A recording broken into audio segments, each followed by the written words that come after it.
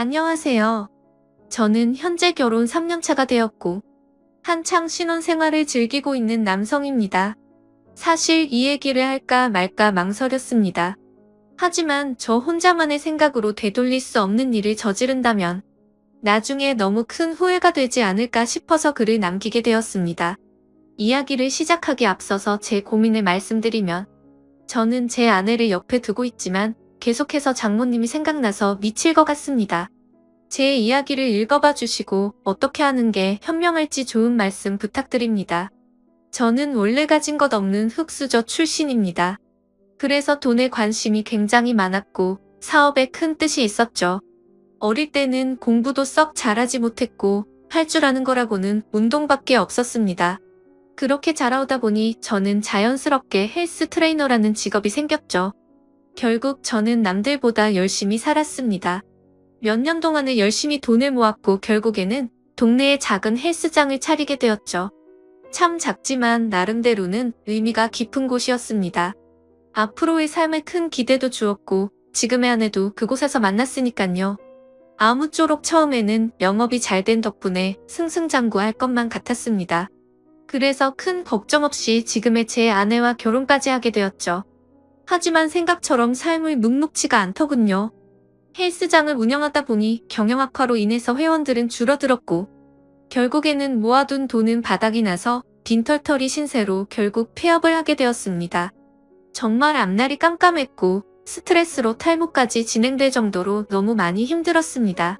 그렇게 힘든 시기에 저희 부부에게 손을 내밀어준 분이 있었는데 그게 바로 장모님이었습니다. 그때는 일단 당장 저희가 살던 집을 정리해서 빚을 다 갚았고 당장 마땅히 갈 곳이 없어서 숙박업소에 전전긍긍하던 시절입니다.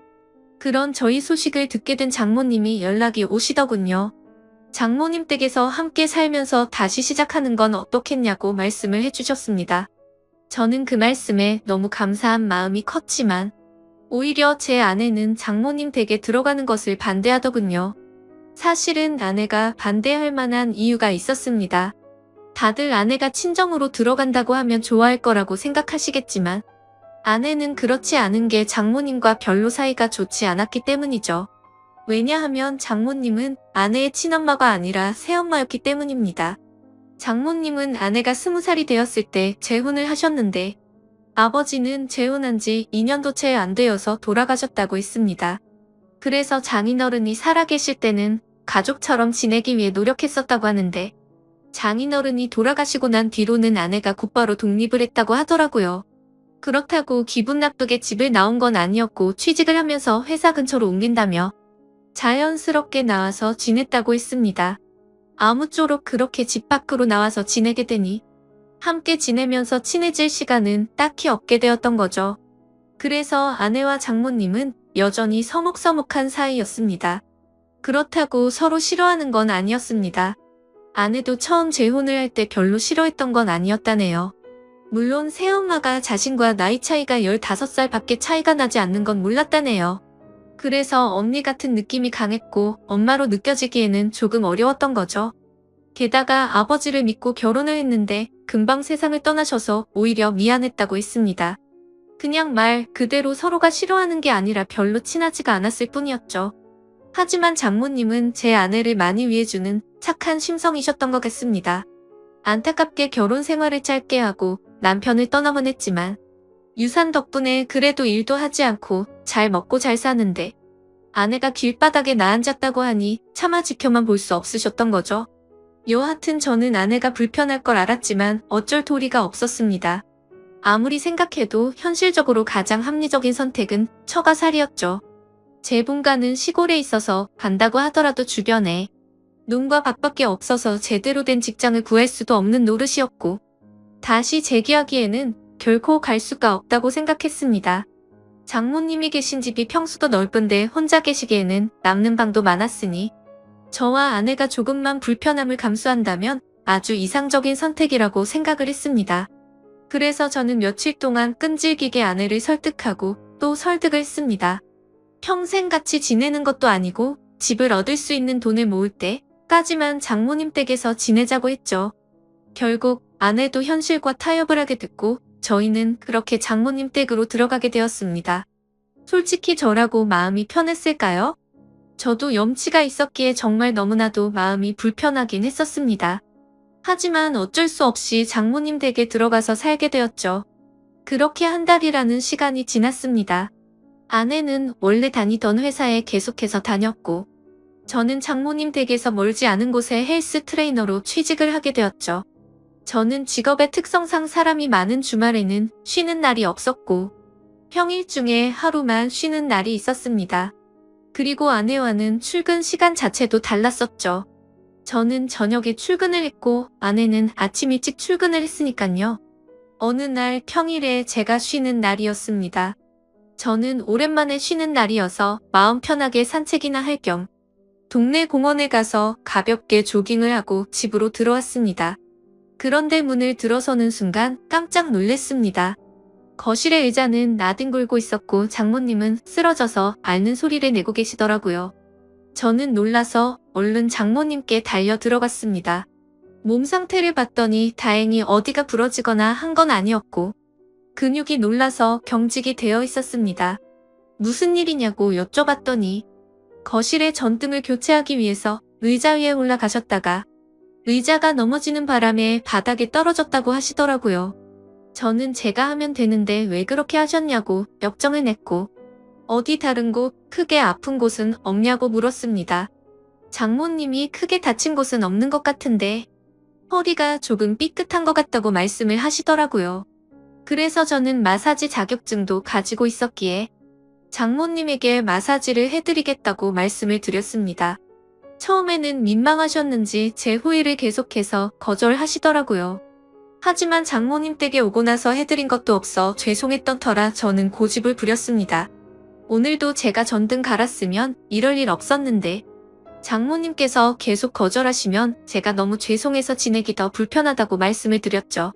그렇게까지 말씀을 드리니 장모님께서도 정 마음이 그러면 알겠다면서 마사지를 받겠다고 하시더라고요. 그래서 저는 장모님을 부축하고서 장모님 방으로 들어갔습니다. 사실 장모님 댁에 들어온 지도 한 달이나 지났지만 장모님의 방에 들어가 본 건 그날이 처음이었습니다. 방 안에는 캔들을 켜놔서인지 정말 좋은 향기가 온 방을 가득 채우고 있더라고요. 그렇게 향을 맡으며 장모님을 봤더니 뭔가 기분이 묘해졌고 아차 싶었습니다. 장모님과 저는 다른 집 장모 사위처럼 나이차가 그리 많지 않다는 거요. 아내는 저보다 연하였고 장모님은 저보다 겨우 10살밖에 많지 않았다는 걸 잊고 있었습니다. 사실 사회에 나가서 보면 장모님은 40대 초중반의 나이에 많지 않은 나이였고 나이를 모르고 보면 30대 중후반으로 보일 만큼 동안이셨죠.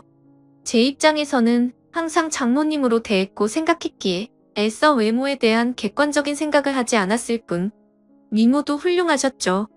그리고 무엇보다도 장모님은 당인 어른과 결혼 전에 요가 강사를 하셨었기에 지금까지도 관리를 잘하고 계셔서 몸매는 솔직히 제 아내보다도 훨씬 좋은 것 같았습니다.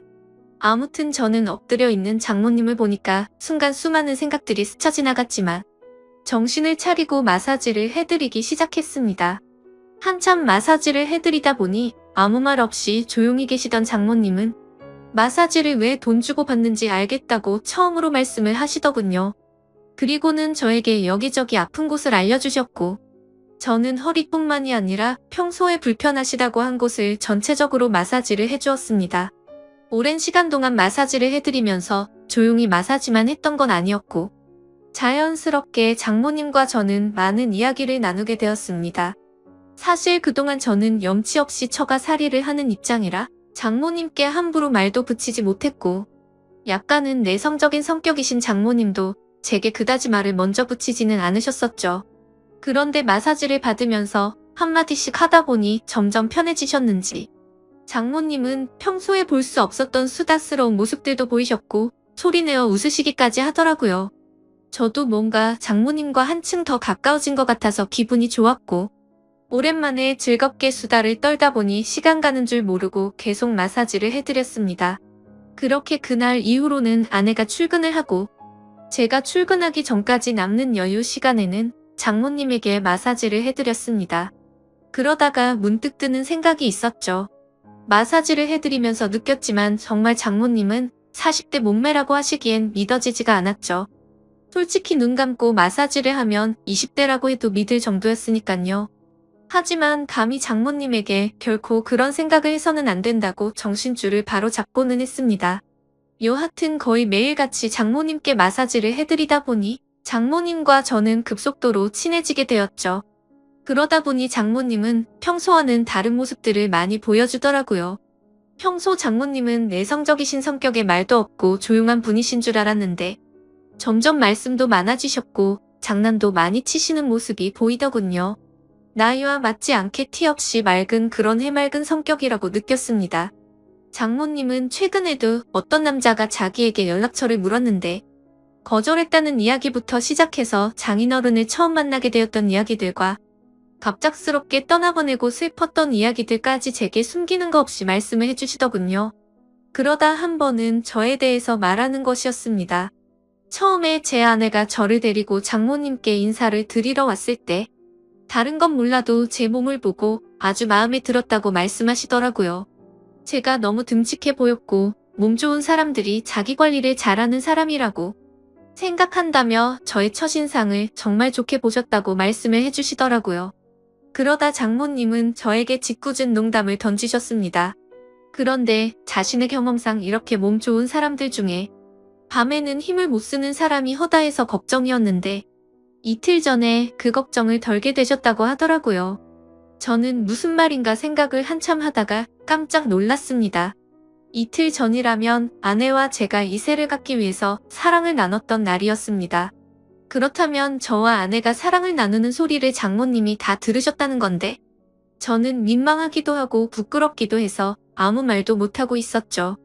그러자 장모님은 갑자기 웃으시면서 부부 사이에 당연한 일을 한 건데 그렇게 부끄러워하지 않아도 된다고 말씀을 하시더라고요. 그러시고는 제 아내가 부럽다고 말씀을 하셨습니다. 자신은 지금 혼자 지내게 된 지도 벌써 많은 시간이 지나다 보니 외롭다고 하시더군요. 그러다가 장모님은 갑자기 제 팔뚝을 어루만지시면서 이런 튼실한 팔뚝을 가진 남자가 곁에 있다는 건 정말 부러운 일이라고 말씀을 하셨죠. 그날 이후부터는 장모님의 장난스러운 스킨십은 계속되었습니다. 저도 기분이 썩 나쁘지는 않았죠. 솔직히 말해서 좋다고 생각도 했었습니다. 하지만 이러다가는 큰일이 벌어지겠다고 생각을 했고 장모님에게는 저의 근무 시간이 바뀌었다고 거짓말을 했습니다. 그날부터는 저는 아내와 함께 출근을 하게 되었고 아내가 퇴근하는 시간을 맞춰서 같이 집으로 들어갔었죠. 그렇게 저는 가정의 평화를 위해 장모님과의 거리를 두기 시작했습니다. 장모님도 제가 아내와 함께 있으니 둘이 있을 때처럼 함부로 장난을 치지는 못하셨고 별탈 없이 시간이 흘러가고 있었죠. 그러다 며칠 뒤 저는 아침에 아내와 함께 출근을 하기 위해 집 밖으로 나왔고 마땅히 갈 곳이 없어서 집 근처 커피숍에서 휴대폰을 하면서 시간을 보내고 있었습니다. 그런데 갑자기 장모님에게 전화가 오더군요. 무슨 일이지 싶어서 전화를 받았더니 장모님은 제게 어디냐고 물으시더라고요. 저는 지금 헬스장에서 일을 하고 있다고 했죠. 그러자 장모님은 요즘 헬스장에서는 무슨 커피도 파냐고 묻더라고요. 저는 그 말에 무슨 말을 하시는 거지 싶어서 고개를 들었더니 커피숍 입구 쪽에서 저를 노려보고 있는 장모님을 발견하고 말았습니다. 그리고는 장모님은 아무 말도 안 하시고 전화를 끊으시고는 밖으로 나가 버리셨죠. 그날 이후로는 정말 집안 분위기가 엉망진창이 되었습니다. 그렇지 않아도 서먹서먹한 분위기였는데 그때부터는 한기까지 느껴질 정도였죠. 그래서 저는 하루하루가 바늘 방석에 앉아서 생활하는 것처럼 너무 많이 불편했었습니다. 그렇게 불편한 나날을 보낸 지도 몇 주가 지나갔고 아내는 회사 워크숍이 있어서 1박 2일로 자리를 비운다고 하더군요. 저는 어색한 걸 너무 싫어하는 성격이라 솔직히 그때부터 너무 초조했고 미칠 것 같았습니다. 차라리 친구들을 만나서 밤새도록 술이나 먹고 들어올까부터 시작해서 여행이라도 다녀온다고 할까 등 수많은 여러 가지 생각을 했지만 아내가 자리를 비울 때 기회다 싶어서 같이 자리를 비우면 일을 더 악화시킬 것 같아서 차마 그런 방법을 선택할 수는 없겠더라고요. 그래서 저는 장모님과 이런 불편한 관계로 계속해서 지낼 수는 없는 노릇이었기에 결국 정면 돌파를 하기로 마음을 먹게 되었습니다. 저는 아내가 워크숍을 간 날 삼겹살과 소주 등 장모님께서 좋아할 만한 것들을 잔뜩 사들고서 집으로 들어갔습니다. 장모님의 방 문을 노크하면서 장모님께 그동안 죄송했다며 함께 먹자고 말씀을 드렸죠. 하지만 제게 많이 화가 나신 장모님은 대꾸도 하지 않으시더라고요. 그래서 저는 간곡히 계속해서 부탁을 드렸고 결국에는 장모님은 제 성화에 모시겨 식탁에 앉으셨습니다. 저는 열심히 고기를 구워서 쌈도 싸드렸고 장모님의 잔이 비지 않도록 소주도 계속 채우면서 허심탄회하게 이야기를 시작했습니다. 장모님께서는 장난이라고 제 몸을 계속 만지시는데 솔직히 저한테는 정말 부담스러운 일이었다고 했죠. 그러자 장모님은 그게 그렇게 싫어서 거짓말까지 하고 그랬냐고. 그냥 싫으면 싫다고 하지 그랬으면 굳이 안 했을 텐데 왜 이상한 사람을 만드냐고 화를 내셨습니다. 저는 또 화가 나신 장모님을 보면서 당황한 나머지 사실 싫어서 그랬던 건 아니었다고 했죠. 그런데 그 말을 하자마자 아차 싶었습니다. 장모님은 곧바로 싫은 게 아니면 뭐냐고 물으셨습니다. 이런 말씀드리기 그렇지만 사실 장모님께서 저를 만지실 때마다 좀 느낌이 이상했다고 했죠. 장모님은 그때부터 뭔가 표정이 달라지시더니 무슨 느낌이 이상하냐고 했습니다. 그래서 저도 술도 취했겠다. 그동안 억울했던 마음도 있었던 터라 생각 없이 말을 내뱉기 시작했습니다. 장모님처럼 젊으시고 예쁘신 분이 저를 만지시니까 당연히 이상한 생각이 들고 그랬다고. 저도 남자인데 아무렇지 않은 게 이상하지 않겠냐고 필터를 거치지 않고 마구 말을 했죠. 그 말을 하는 순간 분위기는 순식간에 얼어붙어 버렸고 그 대화를 마지막으로 장모님과 저는 그냥 연신 술만 마시기 시작했습니다. 그래서 저는 분위기를 만회하고자 장모님에게 시덥지 않은 농담을 던지기 시작했지만 분위기는 쉽사리 나아지지 않더라고요. 그렇게 술만 연신들이 붙다 보니 저도 모르게 정신이 왔다 갔다 할 만큼 술이 올라오기 시작했습니다. 근데 갑자기 장모님은 실수로 옷에 음료수를 쏟게 되셨고 옷을 갈아입고 오신다고 하더니 방으로 들어가셨습니다. 그래서 저는 혼자서 술을 계속 마시고 있었죠. 그렇게 몇 분이 지나서는 장모님 방의 문이 열려서 고개를 들었는데 저는 깜짝 놀라서 들고 있던 술잔을 놓쳐버릴 뻔했습니다. 장모님은 차마 입에 담지 못할 그런 복장으로 갈아입으시고는 저에게 다가와서 조용히 말했습니다. 나 지금 많이 취해서 기억이 하나도 안 날 것 같아. 너도 그렇지 않냐며 제게 묻더라고요. 저도 술에 취한 나머지 그렇다고 고개를 끄덕였습니다. 그랬더니 장모님은 갑자기 제게 다가오셔서는 우리 오늘은 기억에서 지우자 하고는 저를 끌어안았습니다. 장모님과 저는 그렇게 술에 취해서인지 무언가에 홀렸던 건지 결코 돌이킬 수 없는 실수를 저지르고 말았던 겁니다. 다음날 아침 숙취로 인해 두통을 겪으면서 일어났는데 순간 어제 있었던 일이 생각나면서 너무 두려웠죠. 저는 장모님이 깰까봐 조용히 밖으로 나와서 평상시처럼 식탁을 치우고 샤워를 했습니다. 제가 샤워를 하던 중에 장모님도 일어나셨는지 평상시와 다름없이 제가 먹을 아침을 차려주셨습니다. 그날부터 저와 장모님은 더 어색한 사이가 되었습니다. 마주칠까봐 서로가 서로를 피하는 듯한 느낌이었죠. 그렇게 며칠이 지나게 되었고 장모님은 따로 아내를 부르더니 통장을 하나 건네주었습니다. 좋은 집은 아니어도 오피스텔 보증금 정도는 될 것 같다면서 줬다고 하더군요. 그렇게 그날 이후로 저와 아내는 장모님 댁에서 나오게 되었고 새로운 오피스텔을 얻어서 지내고 있습니다. 그로부터 벌써 한 달이라는 시간이 지났습니다. 정말 그날 일은 잊으려고 무던히도 애써봤고 사실 금방 잊혀질 거라고 생각했습니다. 그런데 제가 정말 미쳐버린 건지 그날 있었던 일이 너무 생생하고 그립다고나 할까요? 정말 제가 이래서는 안 되는데 제 아내를 옆에 두고서 저는 장모님이 계속해서 생각나서 미쳐버릴 것 같습니다. 차마 이런 생각을 하는 것조차 욕을 먹어 마땅한 그런 일인 걸 잘 알지만 사람 마음이라는 게 수학 공식처럼 답이 정해져 있는 게 아니잖아요. 장모님의 얼굴을 한 번 더 보고 나면 제 마음이 착각을 했구나 생각할 수도 있을 것 같은데 용기를 내서 장모님에게 연락을 하는 게 맞을지 어떻게 해야 할지를 잘 모르겠네요. 다른 분들이라면 어떻게 하실 것 같으신가요? 그냥 얼굴만 보는 건데 크게 문제가 되진 않을 것 같고 연락을 해보는 게 맞을까요? 아니면 지금처럼 계속 참아가면서 살아가는 게 맞을까요? 부디 현실적인 답변 부탁드리겠습니다. 감사합니다.